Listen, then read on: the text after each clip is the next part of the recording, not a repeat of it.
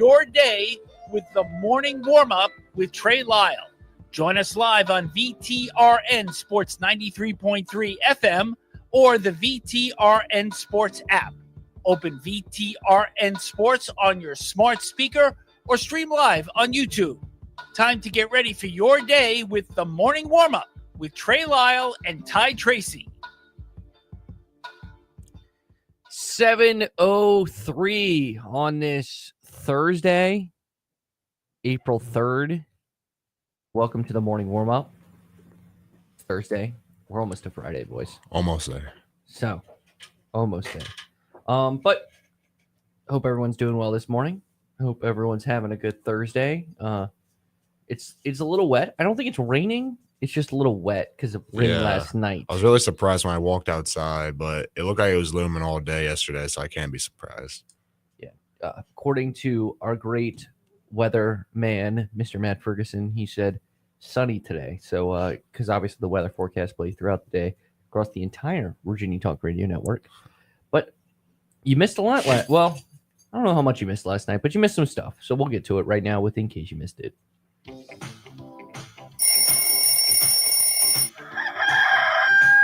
Keeping up with sports 24/7 takes some serious effort, especially when you're sleeping.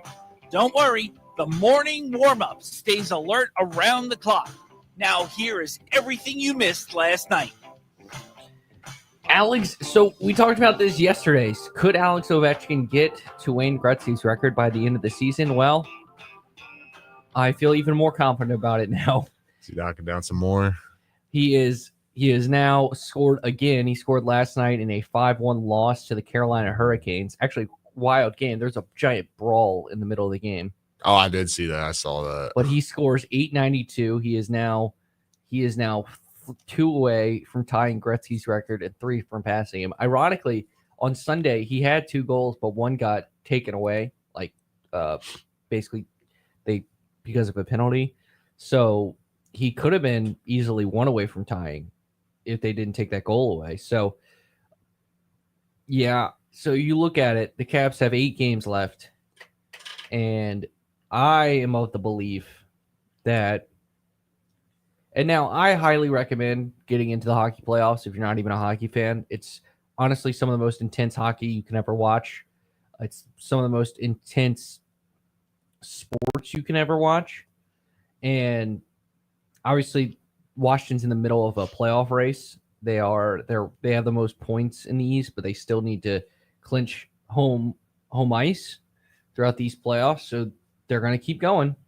And Ovi's going to keep going, obviously. And the fact that he is in his 30s, late 30s, 39, and he's matched that age with number of goals now, which is total or in a season? In a season. So it's season. Yeah, no, he's 382 years old. Okay, yeah. No, 39. He scored 39 goals this season.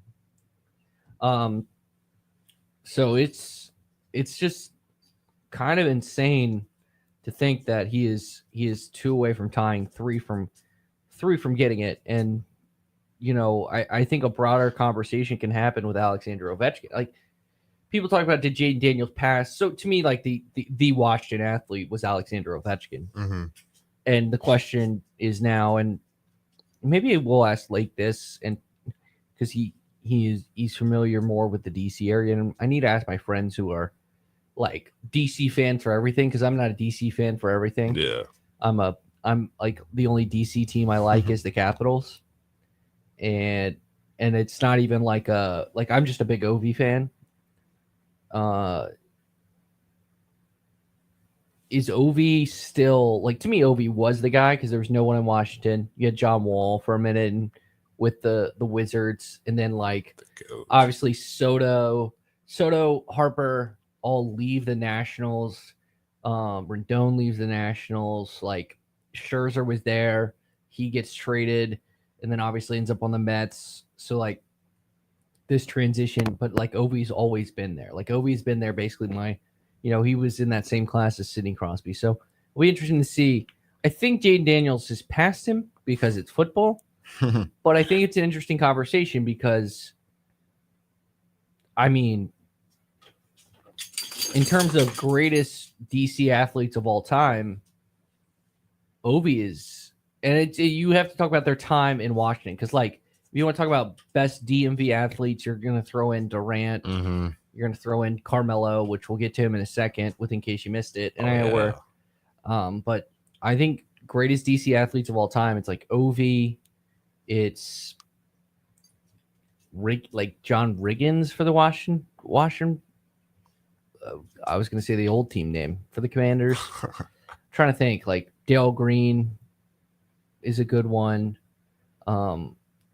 Sammy Baugh. I'm getting way back in time. Yeah, I going way back. OGs.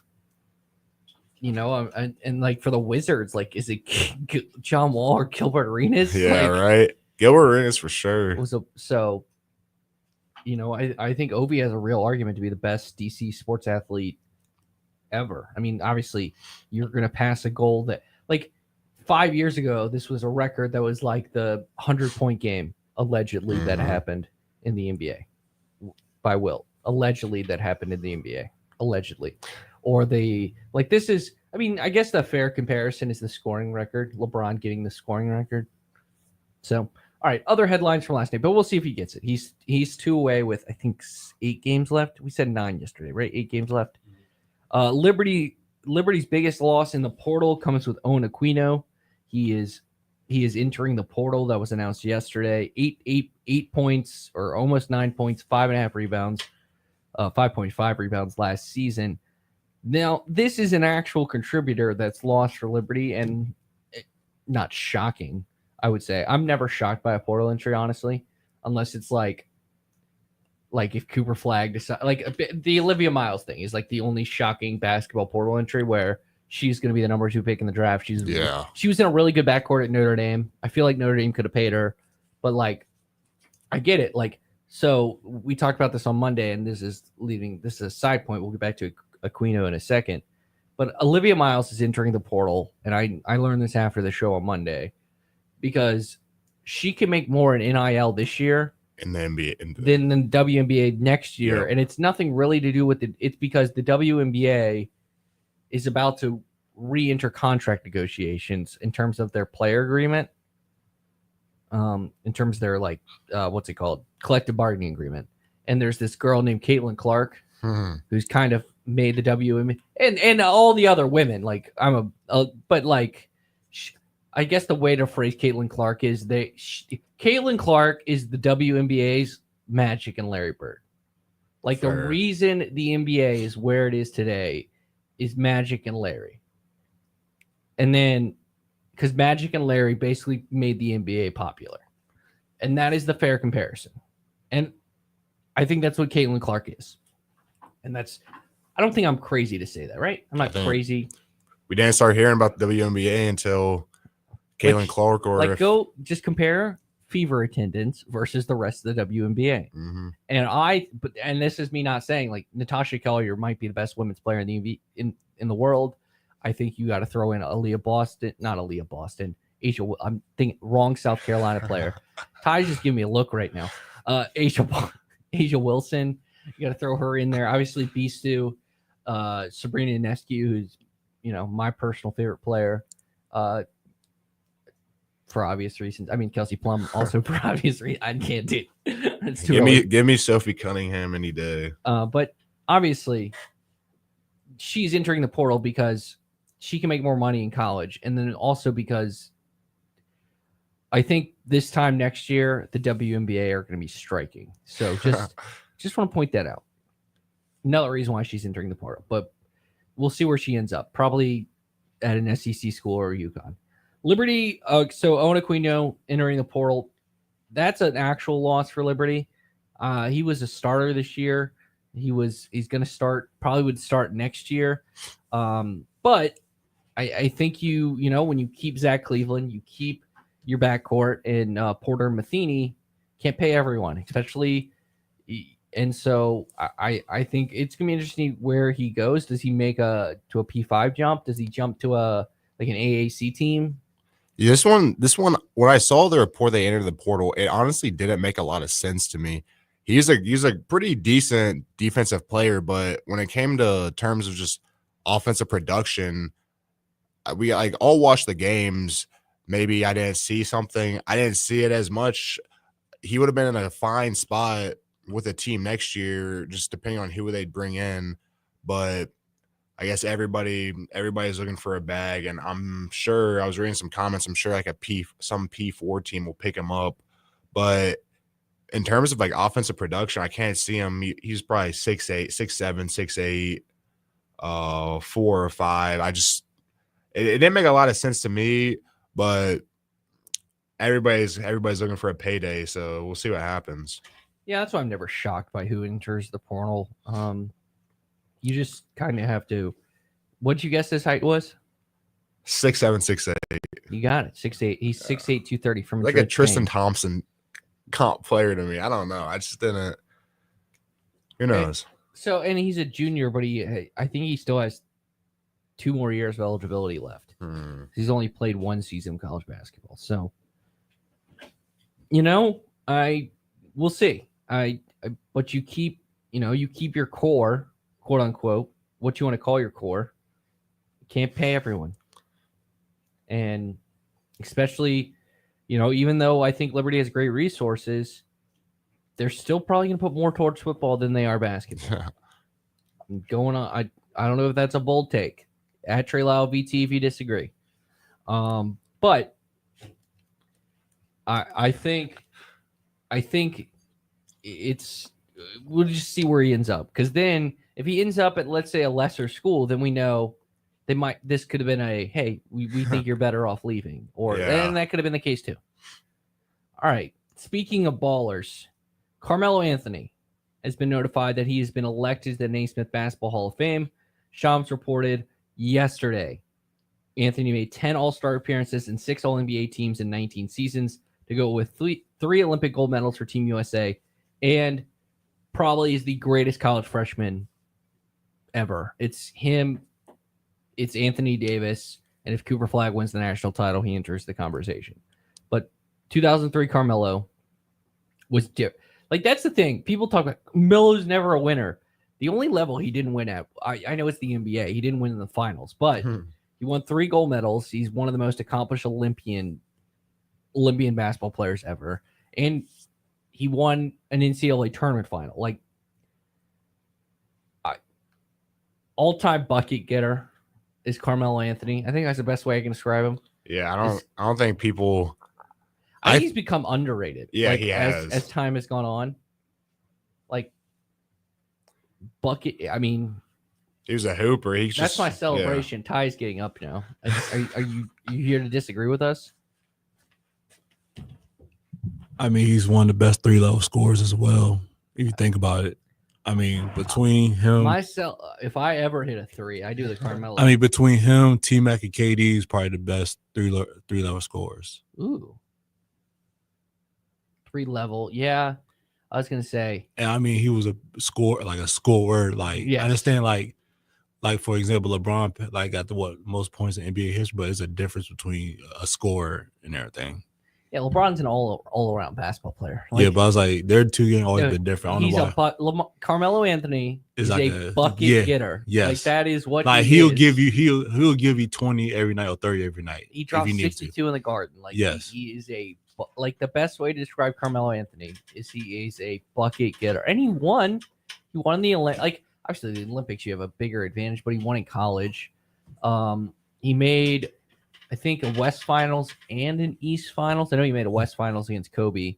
I'll say, like, was it the year Kobe went back to the finals, like 2009? Yeah, I think it was the second year of the back-to-back with Powell. Yeah, because I'll say it was like a battle between the Nuggets and the Lakers, like in the West Finals. Yeah, there was like whoever go to the championship. I probably feel like if Kobe would beat Kobe, if Melo would beat Kobe in the Western Finals, I think he would have won the championship that year. Well, speaking of someone who doesn't win, Joel Embiid is having arthroscopic surgery on his left knee, according to Shams, and that will have a 6-week whatever. I mean, come on, the 6.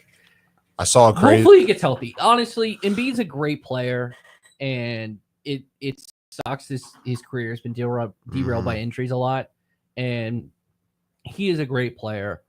And obviously the mistake was playing him in the Olympics, which ironically Team USA needed him in that game against Serbia. That would be his greatest accomplishment, honestly. At this point, yes. I saw a crazy stat of him. It said he had played 400 games in his career, but he had also sat out of 400 plus games or something in his career. Just complete. I just think, crutch. I mean, I get why they did the Paul George move, but clearly that was the mistake. And giving Embiid this giant extension, which might become the worst contract in the NBA, even though the worst contract in the history of the NBA is Bradley Beal. Like, the fact that Bradley Beal got a super max or a max and a no trade clause. Him and is honestly the reason that Jimmy Butler didn't end up on the Suns, which granted that would have mean the Miami Heat would have probably had Bradley Beal, and I'm kind of okay with him not. I think he wouldn't have been. I think he would have gone to like a third team as a salary dump, but think about that. Like, the Warriors probably keep their team intact, and it's Jimmy Butler, Devin Booker, and Kevin Durant on the Suns, which Durant's out right now with an ankle injury, which that is something I mentioned. So Durant sprained his ankle the other night. They're going to reevaluate in a week. My guess, as we get to the scores and we look at the standings in the NBA, I'm going to take the bold take that a lot of other people have, and Kevin Durant has played his final game for the Phoenix Suns. They probably is going to sit him out the rest of the season. That's what I feel like. All right, to the NBA. Heat 124, Celtics 103. Can the Miami Heat upset the Celtics in the first round of the playoffs if they match up? Can they? They beat them in Boston. No, it's not going to happen. I like to tease there. No shot. Cavs 124, Knicks 105. So the Knicks still can't beat one of the top teams in the NBA. And obviously no Jalen Brunson right now for the Cavs. Ty, wave that flag. Time to capture the flag. With multiple games. Pacers 119, Hornets 105. So Hornets doing their job. Uh-oh, Wizards fans. Alert. You lose last night by beating the Kings 116-111. More capture the flag. Jazz follow the Rockets. Look at this score. 105-143. That's ridiculous.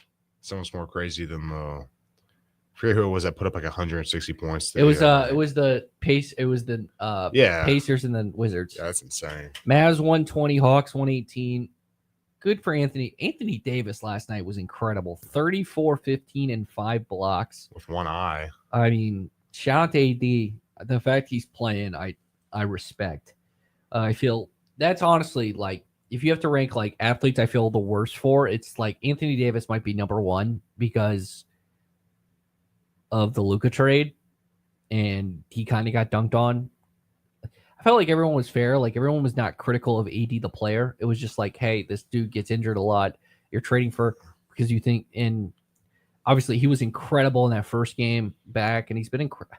He's still a good basketball player. Yeah, I feel like people want to give him the Joel Embiid treatment because he'll go and he won't play, or you'll see something on Bleacher Report every night. Oh, AD to the locker room with a bruise on his right ankle or something, but he tries to play most nights he's available. Like, if Anthony Davis was still on the Lakers, like, he's still getting the credit he deserves. It just feels like because he got traded for Luka Doncic, and you're trading a 25-year-old superstar for a guy, and if Nico Harrison like came out and was like, I just want to get better defensively, and didn't mention like and the reports are they're afraid Luka will get hurt all the time, and you trade for Anthony Davis, whose career has been derailed by injuries consistently, it hurts. Spurs 113, Nuggets 106. Russell Westbrook 30, 11, and 6, trying to make up for how he just choked the game away the other night after his teammate had a 62-point triple-double. Thunder 119, Pistons 103. Thunder could win 70 games. If they win out, they will win 70 games, which is the third team to ever do it. They might. Chet has 22 and 11. A sneaky good team in the West is the Los Angeles Clippers, even though I think as much as I disdain Kawhi Leonard, 114, 198 over the Pelicans. Pelicans are trying to capture the flag. That's why people critical of the Zion thing, them benching Zion. People need to add context. The Pelicans are not making the playoffs, and they want Cooper Flag. So that's why you bench your best player this time of year. Shut him down. That's what the good teams do when it comes to tanking. So, yeah, but I don't trust the Clippers in the playoffs. When we pick the playoffs in a few weeks, they have this man named James Harden. I don't know about you, Ty, or Philip, whoever you are. They might be in the play-in, but James Harden playoff games, and will Kawhi play? Yeah, that's if Kawhi plays or not. That's so the deciding factor. I had a take. I had a take in a while, and it like came out in 2018. I said Kawhi Leonard was overrated. Yeah, it aged like milk, like that, but slowly has aged like wine because of he doesn't play, but he's still a really good player. I just didn't think he belonged in like the LeBron KD conversation. Yeah, except after that shot against the Sixers, I thought that was fair. Was... I thought it was fair. I was like, I don't think Kawhi Leonard belongs in the LeBron or LeBron KD conversation. Like, he's not the best player in the world. He doesn't belong in that conversation. Yeah. Obviously, after the finals, people thought he did. I was like, okay, folks, yeah, okay, he was great, and the Raptors teams was great. But let's be real here. If the Warriors were at full strength in that finals in 2019, they're getting wiped off the floor. All right, but let's quickly look at the Western Conference. After the Nuggets lost last night, the Lakers have jumped to the 3 seed, Denver at 4, Golden State at 5, Minnesota at 6. The plan would be Clippers, Grizzlies, Mavs, Kings, which is the funniest part because the Mavs and the Kings have sucked this last year, and the Phoenix Suns will not make the playoffs still. As the first team out. East, not much changing. Basically, it appears that all the we know the 10 teams that are going to either be in the playoffs or be in the play-in, and my assumption is basically where we're at right now. The Heat could jump the Hawks in terms of seeding, the 8 versus 9, but other than that, we're not seeing much in terms of who's going to play where. Probably going to get Knicks, Bucks, Pacers, Pistons in that first round on the East. And then if the playoffs started today, it'd be Lakers, T-Wolves, Nuggets, Warriors, and then Thunder and Rockets playing the play-in teams. So as for baseball last night, Diamondbacks have now won 2 straight. They defeat the Yankees 4-3. Yankees, after sweeping the Brewers, might get swept by the Diamondbacks. Rangers beat the Cubs 1-0. Pirates get a win. Good job. 4-2. Brewers beat the Royals 3-2. Cardinals defeat the Angels 12-5. Twins over the White Sox 6-1. Nats fall to the Blue Jays 4-2. Cubs 10-2 over the Athletics. Giants, who started 5-1 in the season, but they are in second place in their own division, 6-3 over the Astros. Guardians fall to the Padres, who are 7-0, 5-2. Mariners defeat the Tigers 3-2. Mets over Marlins 6-5. Red Sox beat the O's 3-0. Phillies beat the Rockies 5-1. And after a walk-off by Shohei Ohtani, the Los Angeles Dodgers are 8-0 to start the season. The best start by a defending World Series champion. They defeat the Atlanta Braves 6-5. Braves are actually 0-7. Not going to hit the panic button on the Braves because I still think they'll be a good team. They'll still contend in their division. But as for the Dodgers, the conversation needs to... I know it's 8 games in, but their roster is so loaded. They're so good. The 116 games, the best start to a season is 13-0. They could get to that. But the one I'm interested in is, will they get to 116? And which is the all-time record for Major League Baseball. Do you know what team did that? Is it super obvious? It's 2 teams, actually. One in like 1906, the other in the Yankees, one of them. No. Oh. Well, you said what? Say again now? What's the 2 teams that won 116 games in the season? Oh, no, I don't know. It is the Chicago Cubs and the 2000 and the Seattle Mariners. Okay. The 2001 Mariners, they had Randy Johnson, they had Ichiro Suzuki, and they had King Griffey Jr. They tied the 1906 Cubs, by the way, which that 1906 Cubs team was the last team to win the World Series. The Billy Goat thing happens, the curse, and then they win in 100+ years later. So how about that? 116-46. See, that's impressive. Especially could the Dodgers beat that? I think it's possible. So, all right. We're going to take a break. When we come back, we're going to have a fun conversation. We're going to first do Today in Sports History, and then we're going to have a conversation. Ed had it a little bit yesterday. Is Duke likable for, first time ever? Find out next here on the Morning Warm-Up. Guests are great, except unwanted guests. At Specialty Exterminating, we know the difference. Hi, I'm Sabrina Kennan with Specialty Exterminating. We help you keep unwanted pests out of your home. Now we can keep those reptiles away. Our new reptile repellent is the perfect add-on for your pest prevention service. It's pet and people safe, so it's perfect for any homeowner, especially pool owners and homes in wooded and rural areas. Call us so we can repel the reptiles. Specialty Exterminating, your pest prevention partner since 1979. When you're voted one of the best plumbers according to Lynchburg Living magazine, you want to hire the best. Sullivan Plumbing wants the best plumbers to join our award-winning team. Do you have a clean driving record? Do you have at least 4 years plumbing experience? Then you're a 5-star recruit, and Sullivan Plumbing would love to meet with you. Take the first step.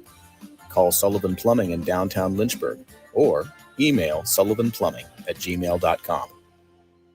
It's natural to wonder why you should consult a legal advocate after a serious auto accident. The reason is personal injury cases are complex. Hi, I'm Randy Trost with Trost Law. Filing a claim isn't just about filling out a form and waiting for a check in the mail. Most accident resolutions require intricate knowledge of Virginia's personal injury laws and experience working with insurance companies. That's where Trost Law will help. Call us at 777-HURT and visit trostlaw.com so we can do the work to obtain the best result for you.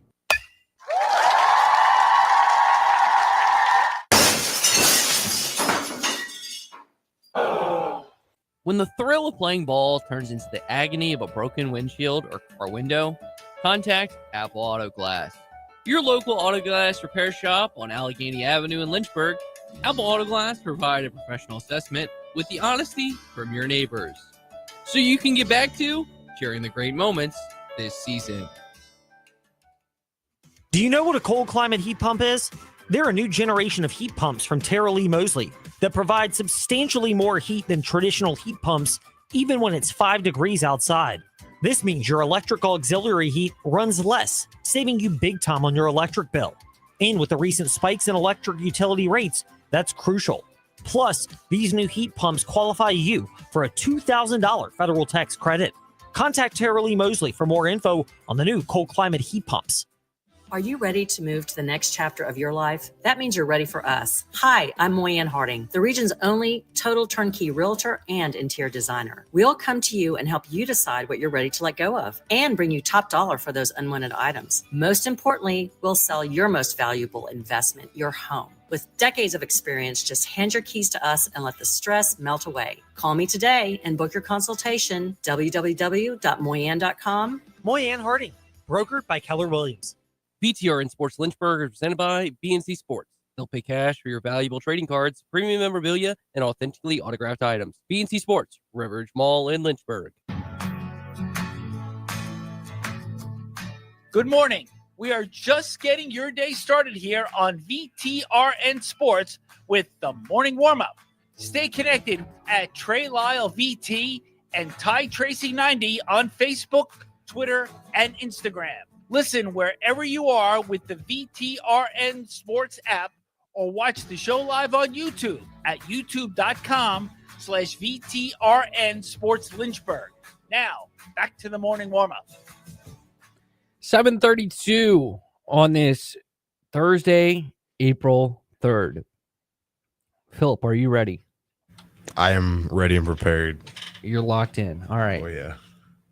Today in sports history. Iguodala to Curry, back to Iguodala, up for the layup. Oh, blocked by Many doubted we'd ever see it. But here it is.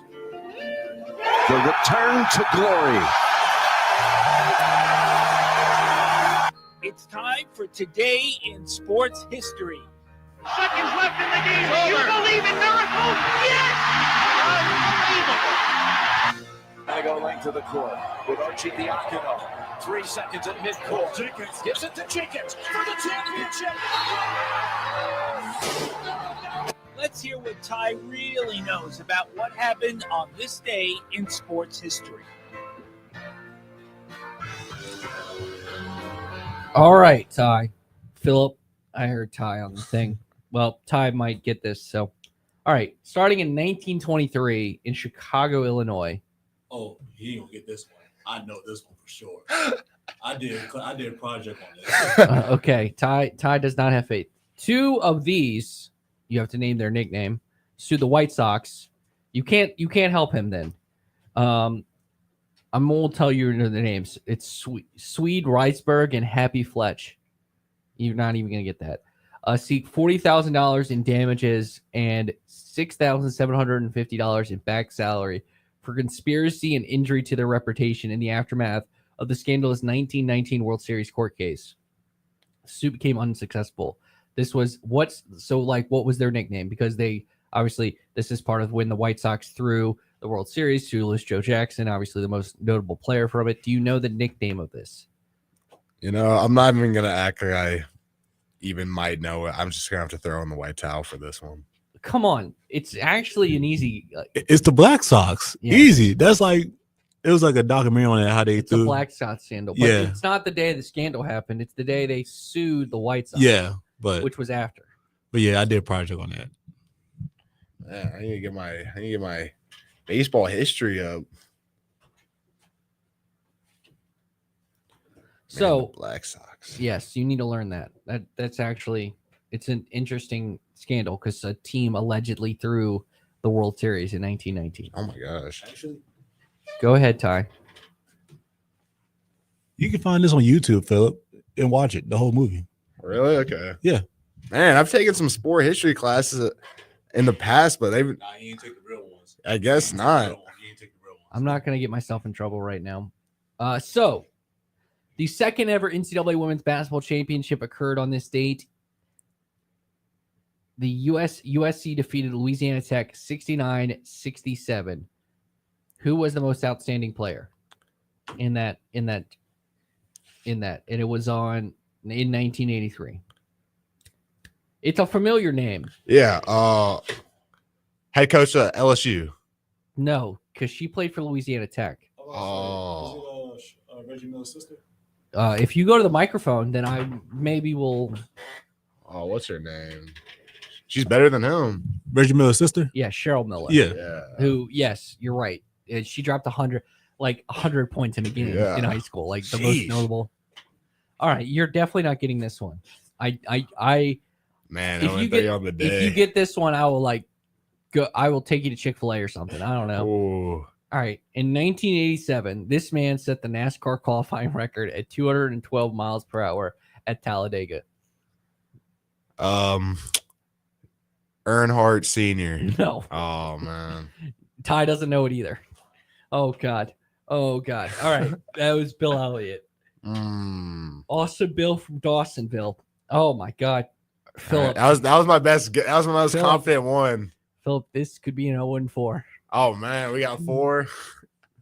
In 1992, the first exhibition game occurred at this stadium. In my opinion, one of the best stadiums in Major League Baseball. It is relatively close to where we're at now. Nationals? Well, the Nationals did not exist in 1992, so no, it is not the Nationals.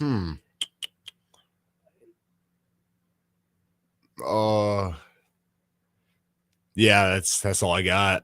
Well, you just had to go a little bit further, and you would have gotten it. It's Camden Yards. Oh man! As the O's beat the Mets in an exhibition game. Bad day at the office. 0-4. 0-4. Ty, all right. Ty is 22-8 because I gave him the Cheryl Miller one. I So, should but have known 10 that. and 11. That was Oh, your worst performance. That 100%. But that's the one you should know right there. Sure. that's the one I thought you were gonna get. That was the one I was like, because even if you could just guess, like, USC, Sherman, like that's the two things. Yeah, absolutely. All right. So, Philip, I'm gonna let you go first on this one. Okay. Something I want to talk about. We got to get to Andrew Alix in a few minutes. So this Duke team, it's different under Shire. It's been fun. It's been cool to watch. And the conversation has been, are they likable? Because obviously Duke is the evil empire, the Yankees of college basketball. Mm-hmm. But I can't help but like this team because they're fun to watch. And Cooper Flagg is not the typical white guy from Duke. Mm-hmm. So my question is, this Duke team truly likable? I think it's almost more. It's hard to hate them because usually in the past there's always somebody or something to hate about the team, or some people are going to hate Coach K's success, and there's really none of the players on the team have they don't have the cockiness, just the arrogance. They're like, oh man, like I can't do this with this team. I saw something maybe on Twitter and was talking about if Cooper Flagg wasn't there, their next best player. The other white boy's pretty good. He'd be like their leading scorer. Knipple. Yeah, they'd be like, he would be the most hated. That would give people a reason to hate the team. But with the new coach and the new team, they give off more of like a gritty type of vibe, especially with Cooper Flagg. He's not a super hateable person. And I don't know. You see more people rooting for them. So I would say, yeah, I would say they're a likable team for sure. Yeah, I agree. They remind me of this Zion Duke team. Like, I like the Zion Duke team because Zion was so fun to watch. Yeah. Like, Cooper Flagg is not Leitner. He's ultra competitive. He's not JJ Redick. He's definitely not Grayson Allen. Like, it's and maybe it's also because Shire is not Coach K, and that he's a different personality than Coach K.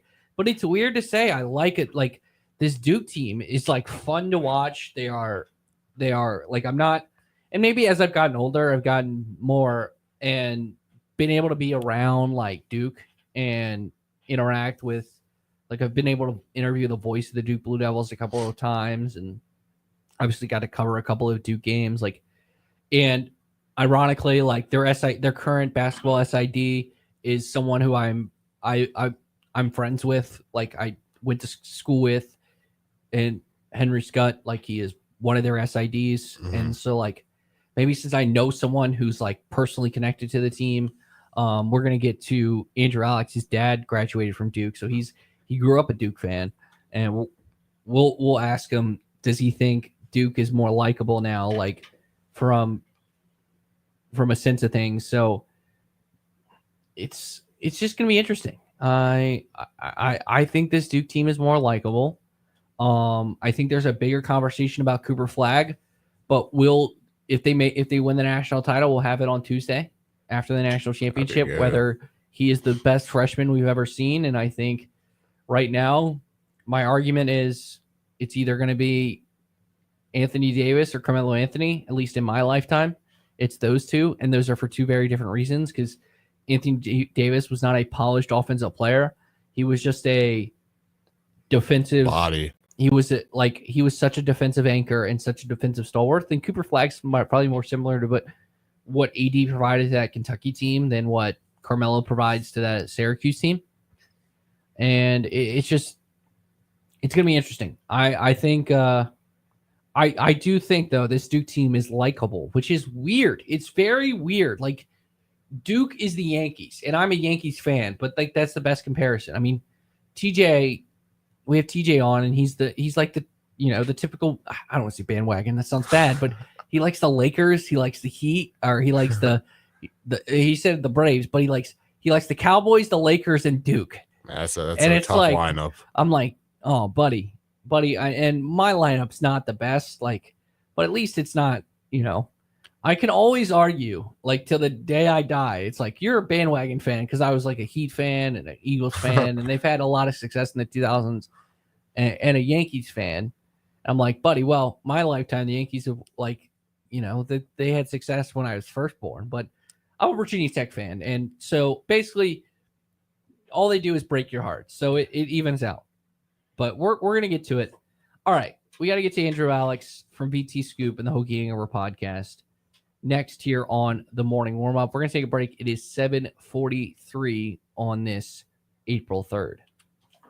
Selection, value, finance options, and exceptional service. Why start anywhere else? It's all in one location at the Used Car Superstore on the Sheeler Motor Mile. And with straightforward pricing and inventory arriving daily, there's no reason to start anywhere else than the Motor Mile. Volume selling means volume pricing, and we've got the volume. The Used Car Superstore is your one stop for most makes and models. Cars, trucks, vans, SUVs, many have miles in the teens, remaining factory warranties, and some are even local one-owner vehicles. Shop over 900 used vehicles in stock now, more than any other dealer in the area. Sheeler owns the finance company, so getting approved for credit is easy on the Motor Mile. With financing options for every budget, you're a valued customer and not just a number on the Motor Mile. The Used Car Superstore on the Sheeler Motor Mile, your premier family-owned car dealer serving Southwest Virginia and surrounding areas for 50 years. I-81 exit 118C in Christiansburg. Call 866-SHEELER1. Always open at Sheeler.com. And we're excited to welcome Honda and Hyundai to the Motor Mile family. Why start anywhere else?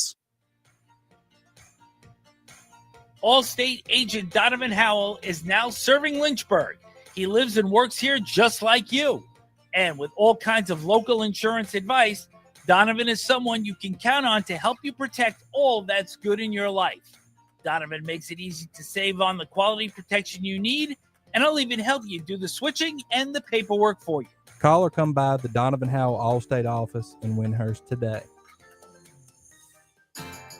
When you're voted one of the best plumbers according to Lynchburg Living magazine, you want to hire the best.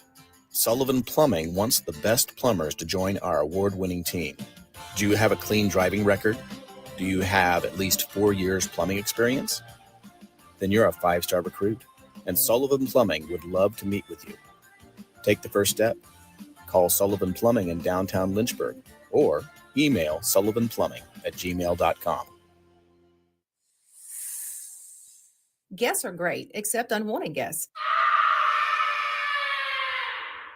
At Specialty Exterminating, we know the difference. Hi, I'm Sabrina Kennan with Specialty Exterminating. We help you keep unwanted pests out of your home. Now we can keep those reptiles away. Our new reptile repellent is the perfect add-on for your pest prevention service. It's pet and people safe, so it's perfect for any homeowner, especially pool owners and homes in wooded and rural areas. Call us so we can repel the reptiles. Specialty Exterminating, your pest prevention partner since 1979.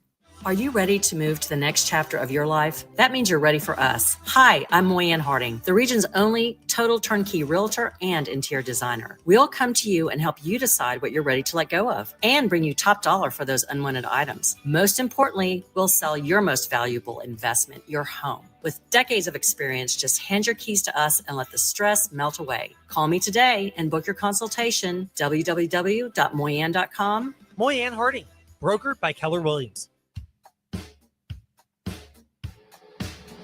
Good morning. We are just getting your day started here on VTRN Sports with the morning warm-up. Stay connected with the show at Trey Lyle VT and Ty Tracy 90 on Facebook, Twitter, and Instagram. Listen wherever you are with the VTRN Sports app or watch the show live on YouTube at youtube.com/VTRN Sports Lynchburg. Now, back to the morning warm-up.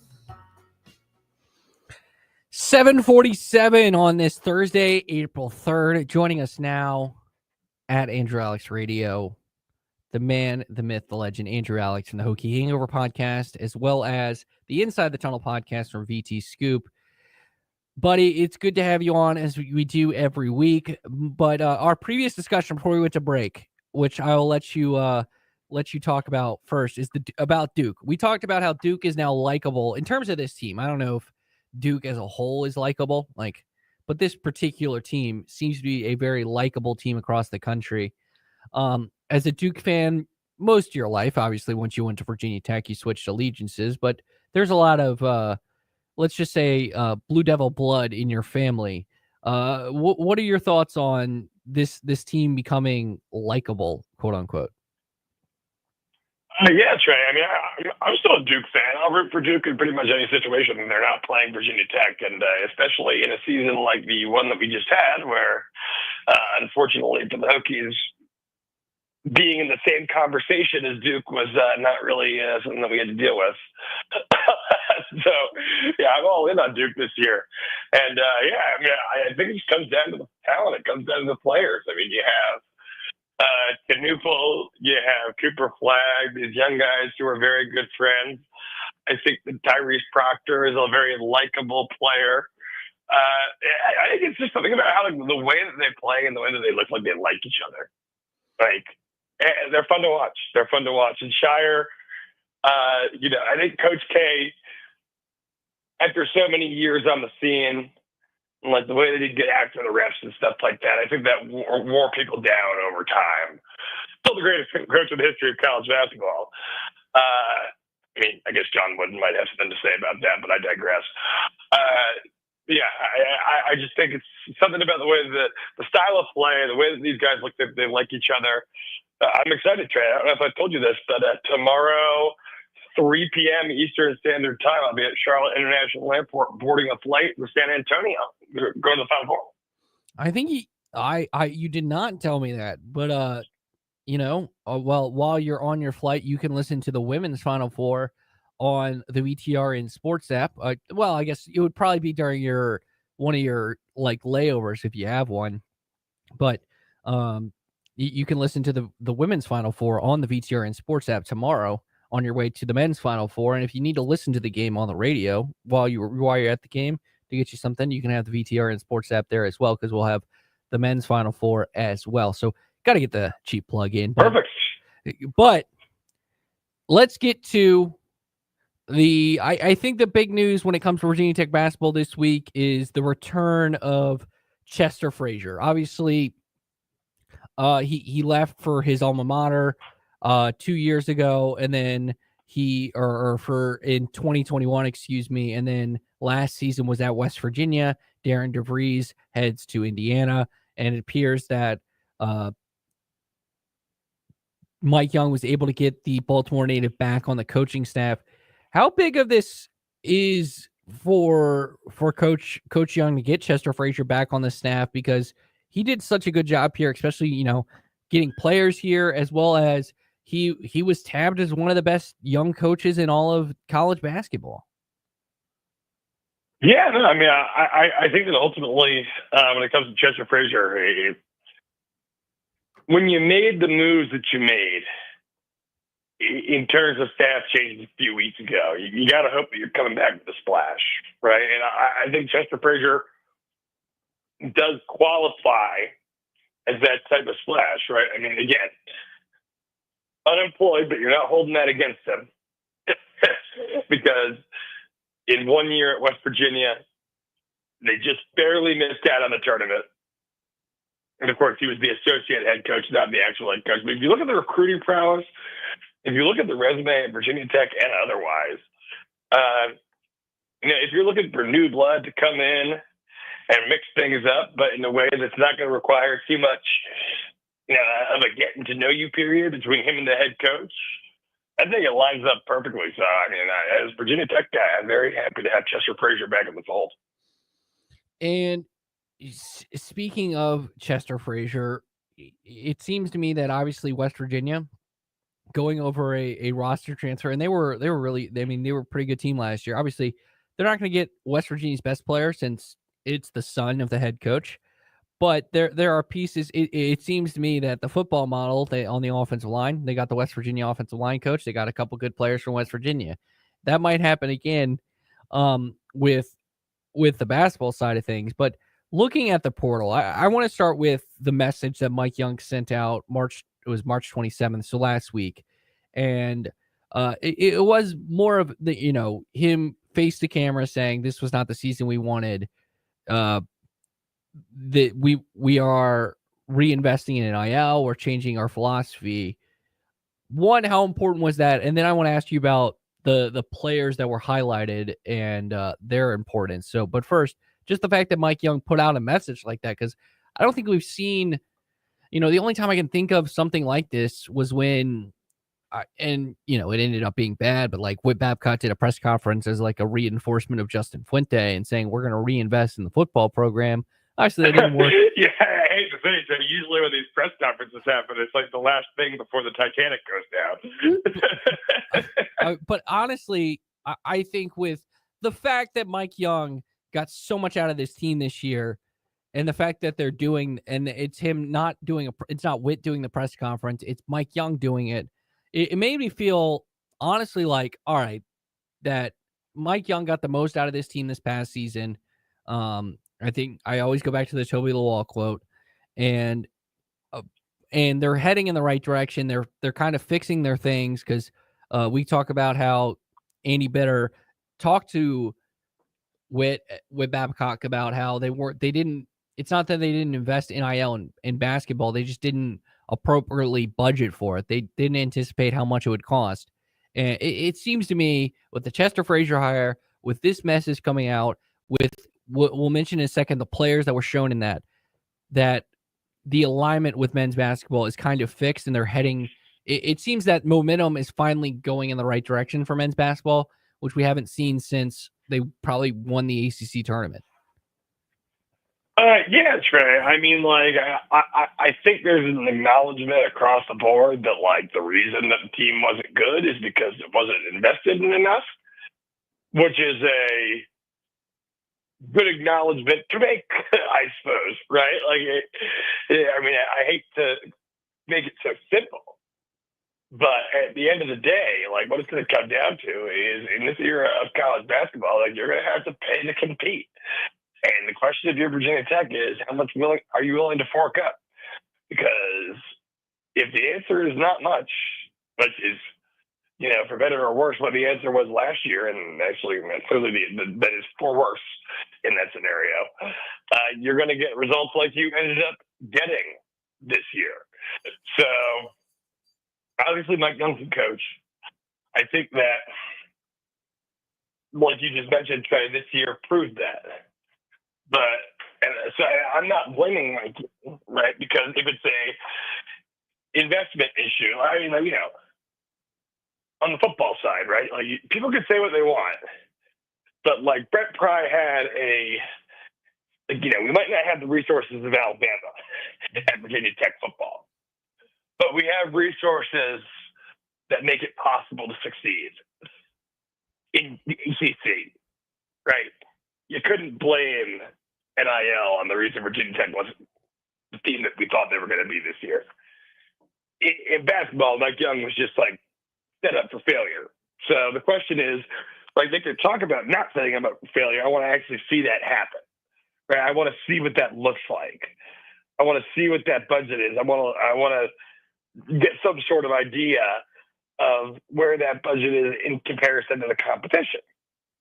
Because the question that I'm going to have is that whether you have the budget or not, so long as the rules to the game in the NIL era of college basketball, when I say rules to the game, there effectively are really none. It's like a free reign. Everyone's a free agent every year if they want to be situation.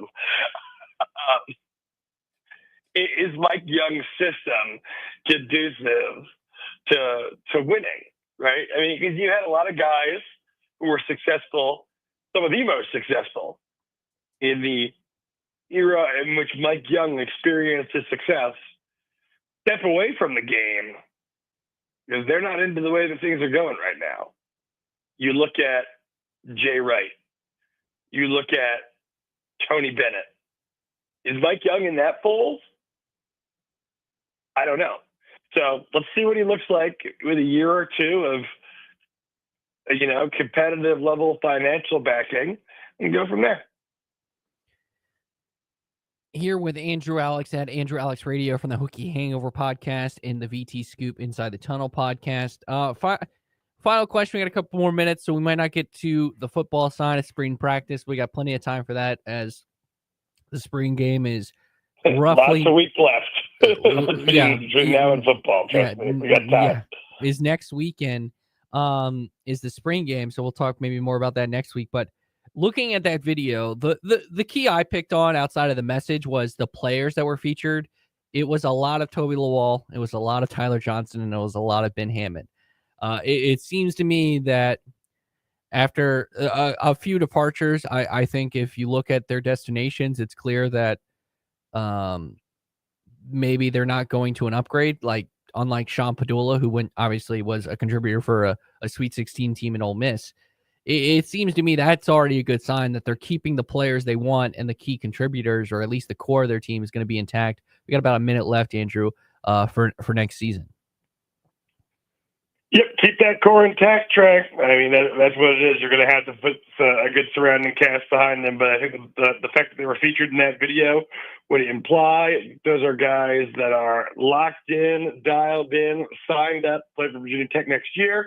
So it's a matter of how you fill in those gaps. But honestly, like, knowing what we knew about college basketball in this day and age, if you told me I had to pick 3, those might have been the 3. I think those, probably Lawal certainly would have been, if I could only pick one, it would have been him, right? So, and I think Ben Hammond and Johnson would have gone 2 and 3. I could have taken Rex Steiner back. That's neither here nor there. At Andrew Alix Radio, buddy, it's always good to hear from you. Safe flight to the Final Four, and I will be jealous of the photo you'll send me from your great seats. Yes, lower deck, Trey. So I'll make sure to send that your way. But I appreciate it, folks. Everyone enjoy the Final Four. If you're going to San Antonio and you're listening, DM me on Twitter. I'll buy you a beer. At Andrew Alix Radio, he will go. He will, and you buy him a beer back. That's what I would suggest. All right, that will do it for today on the Morning Warm Up. Thanks so much, man. We appreciate it, and thanks so much, Philip. Thanks so much, Ty. And we'll be back tomorrow, Friday. Friday hypothetical. Caleb Weisinger actually gave me the idea for it, Ty, so get ready for that tomorrow on the Morning Warm Up.